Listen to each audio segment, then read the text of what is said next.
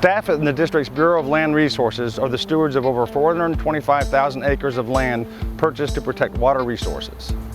Our Natural Systems mission involves protection, management, and restoration of natural communities to promote biodiversity and protect and conserve water within our ownership.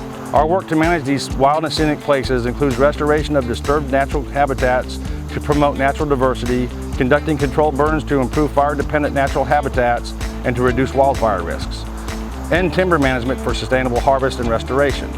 Our team also uses a variety of tools to control invasive and problematic plants on district lands to further promote native ecosystems, provide flood control, and protect water supply.